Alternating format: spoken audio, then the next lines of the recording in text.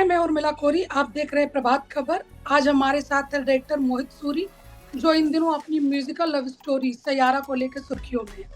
क्या खास है इस फिल्म में, आइए जानते हैं खुद मोहित से। मोहित, प्रभात खबर में आपका स्वागत है।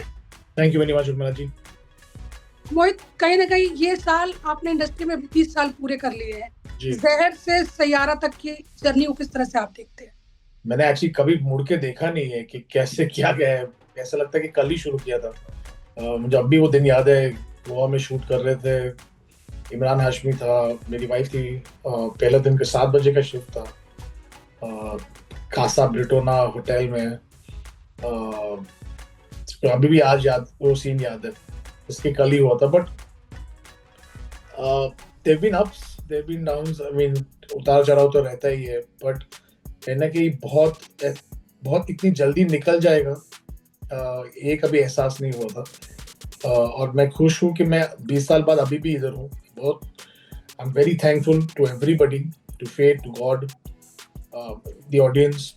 मैं चाहता हूँ कि और 20 साल भी ऐसे ही निकल जाए, ताकि बिकॉज मैं 17 साल की उम्र से सेट पे रहा हूँ। आधी जिंदगी निकल गई, आधी से ज्यादा जिंदगी सेट पे निकल गई। आज 44 का हूँ।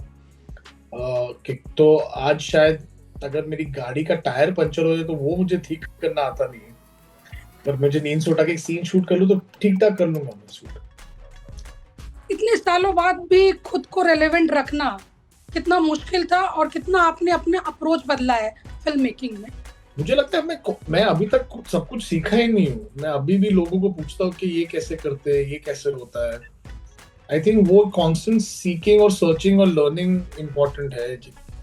मैं इस फिल्म के बाद जब थोड़ी छुट्टियां मिलेगी, मैं जाके एआई का कोर्स भी करूंगा, क्योंकि वो मुझे लगता है फ्यूचर है।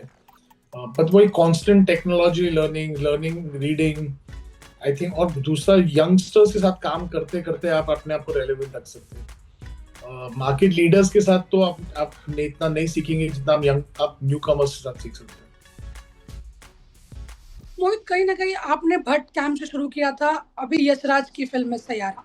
क्या चेंजेस देखते हैं आप दोनों प्रोडक्शन? स्केल और प्रेजेंटेशन में काफी कुछ चेंजेस है, पर अगर आप बेसिक फंडामेंटल्स अगर आप देखेंगे, तो जिस मुद्दे पे जो लोग पिक्चर बनाते हैं, जैसे कि स्क्रिप्ट पे इम्पोर्टेंस, कैरेक्टर्स बनाना, और सबसे ज्यादा इम्पोर्टेंट म्यूजिक पे इम्पोर्टेंस, वो सिमिलर है दोनों कंपनियों में। दोनों कंपनियों में इन्होंने इतना इम्पोर्टेंस डेफिनेटली दिया है फिल्म मेकिंग के। एटलीस्ट वो छात्रों में उन लोग बहुत इम्पोर्टेंस देते हैं जो दोनों कंपनियों में है। सैयारा किस तरह से आप तक पहुंची?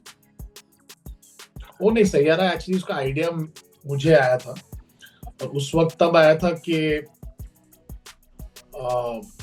तब कोई प्रोड्यूसर नहीं था हमारे पास, कोई स्टूडियो नहीं था, कुछ नहीं।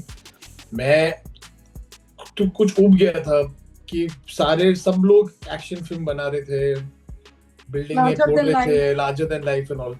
मुझे लगा उसमें इतने सब जो चिल्ला रहे सब लोग, उसमें मेरी आवाज दब जाती गई। तो मैंने सोचा एक न्यू कमर यंगस्टर्स की रोमांटिक गाना म्यूजिकल लव स्टोरी बनाऊं।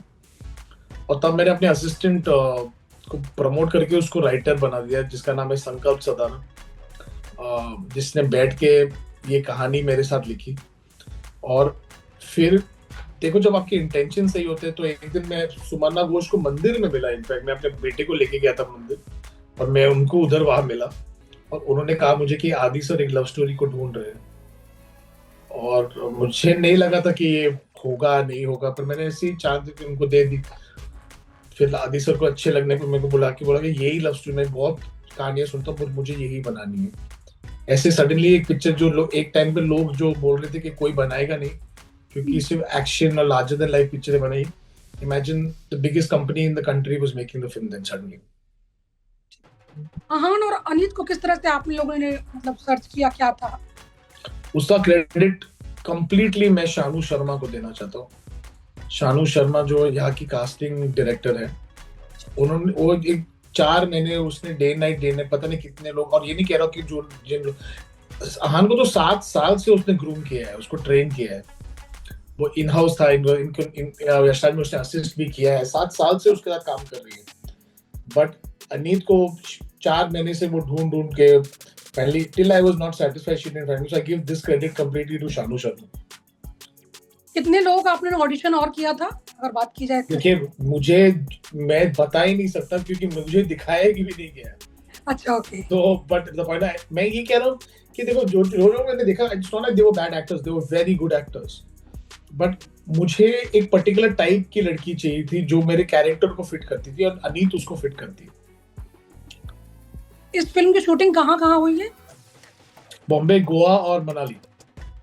कुछ चैलेंजेस भी थे शूटिंग को लेके, क्योंकि म्यूजिकल लव स्टोरी है और आजकल बहुत अलग तरह के लव स्टोरी का ट्रीटमेंट चल रहा है, तो आप लोगों ने क्या अलग करने की कोशिश की है इससे? उर्मा जी, मैंने 14 फिल्में बनाई है और 20 साल से फिल्में बना रहा हूँ।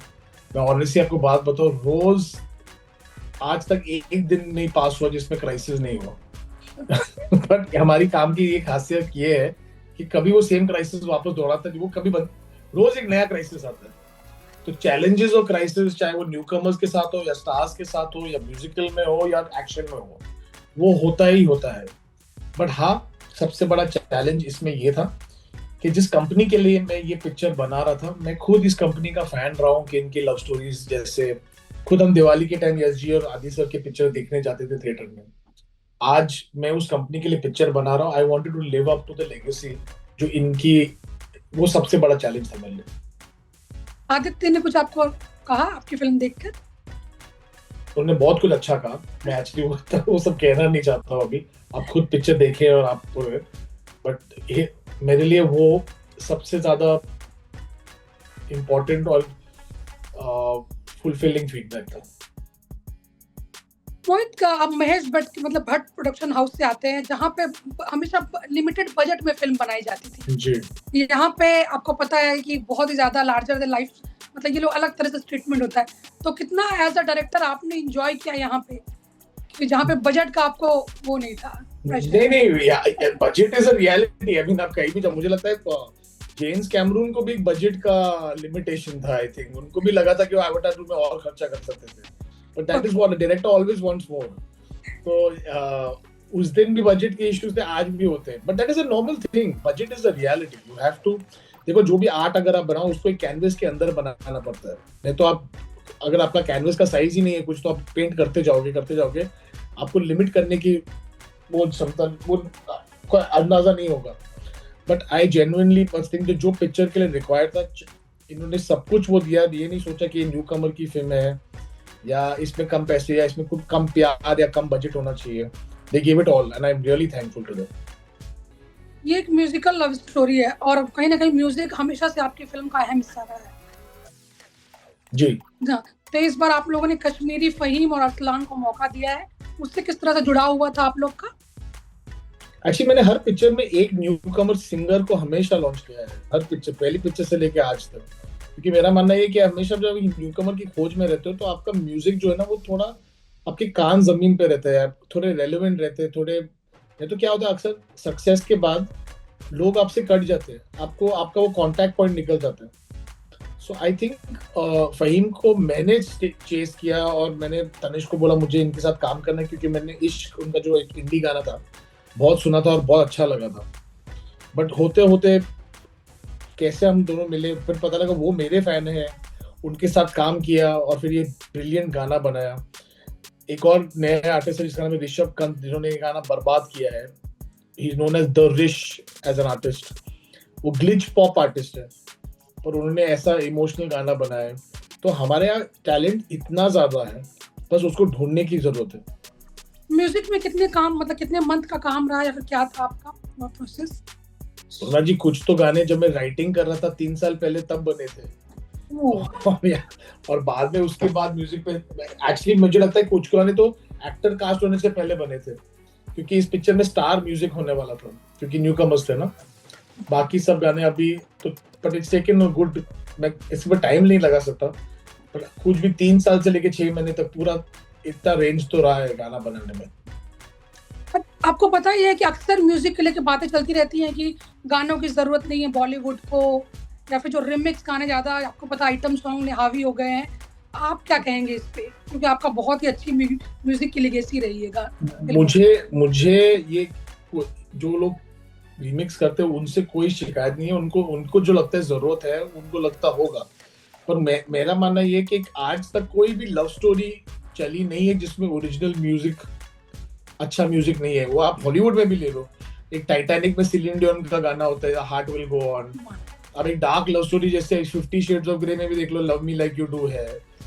हॉलीवुड भी रोमांटिक गाने यूज करता है जब रोमांटिक पिक्चर बनाता है। तो आई थिंक मुझे, चाहे आप दिलवाले दुल्हनिया ले जाएंगे ले लो, या लैला मजनू ले लो, या कोई भी पिक्चर ले लो, कोई भी पिक्चर में, या मेरी आशिकी 2 ले लो, कबीर सिंह ले लो, अगर गाने अच्छे नहीं हो तो लव स्टोरी का चलना बहुत मुश्किल है। मोहित, अगर आपके करियर की बात की जाए तो पिछले 5-7 सालों में बहुत ही चुनिंदा रहे हैं आप, बहुत चूजी है, बहुत कम फिल्में आ रही है। तो अब क्या आपने डिसाइड किया कि ज्यादा से ज्यादा फिल्में करनी है, या क्या प्रोसेस अब रह है? मैंने 20 साल में 14 पिक्चरें कर ली है, वो काफी है आई थिंक ना। आई थिंक इससे ज्यादा लोग अक्सर 14 पिक्चरें अपनी लाइफ में नहीं करते। मुझे सिर्फ फिल्म बनाने का रिकॉर्ड नहीं चाहिए यार, मुझे वो प्रोसेस बहुत अच्छा लगता है फिल्में बनाने का। तो मुझे वो एंजॉय करना है। ये नहीं बोलता कि 5-5, 6-6 साल में एक फिल्म बनाऊंगा, पर मुझे 1-2 साल में लगेगा एक पिक्चर बनाने में। मोहित, अभी एक और मुद्दा बहुत ही मतलब चर्चा में है कि ओटीटी की वजह से लोग थिएटर में फिल्में देखने नहीं जा रहे। आपका क्या टेक है एज अ डायरेक्टर? देखिए, मेरा ऐसा कोई ओपिनियन नहीं है। मेरा काम है फिल्में बनाना, और ऑडियंस को वो फिल्में अच्छी लगे, चाहे वो ओटीटी पे हो या थिएटर में हो। वो आई थिंक एक प्रोड्यूसर या एक स्टूडियो का कॉल है। मेरा काम है क्रिएटिवली एक पिक्चर बनाना, और जैसे वो चाहते हैं वो एक्सप्लॉइट करे, वो उनका चॉइस है। मैं कभी ये नहीं सोचता हूँ कि ऑडियंस, मुझे नहीं लगता ऑडियंस थिएटर में अलग देखती है, या but each to their own. मुझे अगर कोई पिक्चर लगती है अच्छी, और वो प्रोड्यूसर को डिसाइड करना चाहिए कि उनको कहाँ डालना है, कहाँ नहीं डालना है। जाते जाते आप दर्शकों को क्या कहना चाहेंगे मोहित? वेल, ये कहानी सैयारा उन सब लोगों के लिए जिन्हें कभी भी प्यार में विश्वास किया। तो ये 18 जुलाई को आई है, और चाहे वो मोमेंट जब आपने पहला प्यार किया था, या आप करने वाले, या करने की सोच रहे, या कर रहे हैं इस वक्त, आपको ये पिक्चर बहुत अच्छी लगी। थैंक यू मोहित, हमसे बात करने के लिए बहुत बहुत शुक्रिया। Thank you. Thank you. प्रभातखबर.com, विश्वास वही, रफ्तार नहीं।